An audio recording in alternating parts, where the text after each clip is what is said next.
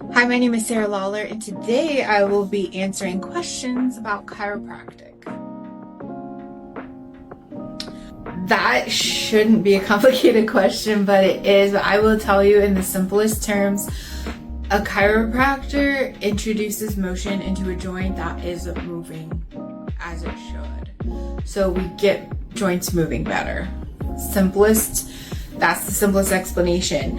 However, you will find a wide variety of explanations of how or why chiropractic works, how it's delivered, how it's kind of presented to you, and there's a big range of how other people's will explain it. But the simplest thing is we get joints to move better, and when you move better, you generally feel better.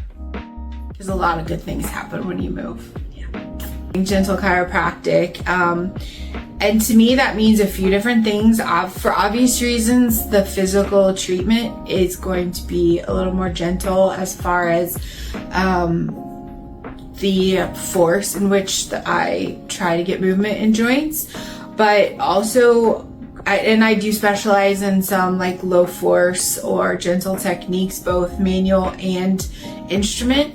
But I also want the experience to be gentle. I want to make sure that you're listened to and that you're an active participant in your treatment and that you feel comfortable talking to me about like if one specific treatment works better than another. I want you to feel comfortable telling me that.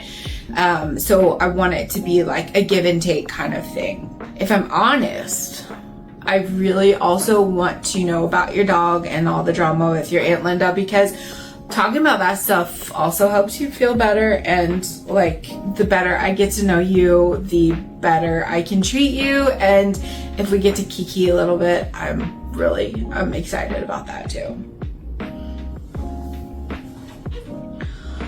I prefer gentle chiropractic because over my years of practice, I have found that you don't need as much force to get motion into a joint to restore that proper motion.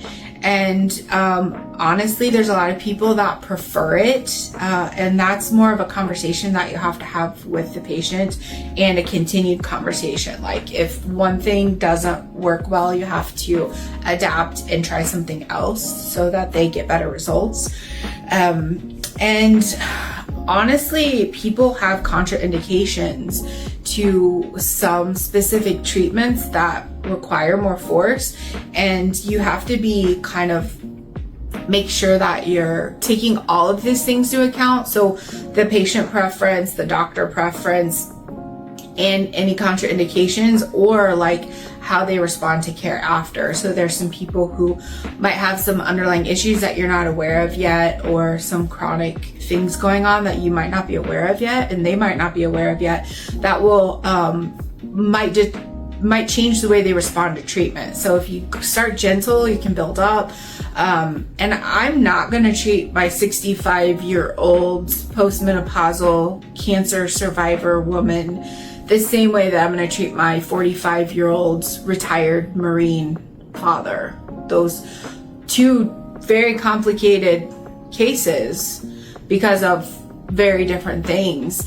So they both need to be treated individually, but one's going to get a lot less force than the other, if we're going to be honest about that. Do I pop people's necks and back? The short answer is yes, but I do practice some techniques that might make popping sounds in your body, only if the patient's it's a patient preference, and if there's no contraindication. So patient preference is usually I kind of start there. Like if I'm thinking, hey, I think they might benefit from this specific technique, then I have to talk to them if they would be even comfortable with that. So a lot of people don't like having their neck adjusted. They don't want to have any popping in their neck. If that's something I think would help them and they're uncomfortable with it, it's not a big deal. There's so many other things that we could do. So that's kind of where I go. If I think it might be a possibility for them, I talk to them. If they're all for it, then we gently proceed, because you can always add more force, you can't take it away. So gentle and safety first before anything else. But yes, I will make popping sounds with people who that is their preference. My favorite thing about being a chiropractor is the obvious, like, I get to help people feel better. But honestly, I think what refreshes me more is like the relationships that I get. Like, I really enjoy like hearing what's going on, like the exciting things that's going on in your life. And then sometimes it's not like the best things that's going on in your life, but then I feel like I get to go on that journey with you and I get to see how things progress, both like physically and then like other things going on in your life. So I really like that connection. And I don't feel like a lot of professions get to do that. Like, so I do feel really lucky in that aspect. So I like not only seeing the progress physically, but also like outside of the clinic too. I think that's all fun stuff. But yeah. And like I said, I need to know about your dog. Your cat I'm allergic to, but your dog for sure, we need to talk about that dog of yours. So anyways, I hope you're having a great day. I hope these answers to some of your questions was helpful. And if you have any more, I would love to hear from you. So go ahead and drop them below or respond to an email wherever you're seeing this video, and we will talk soon. Thanks.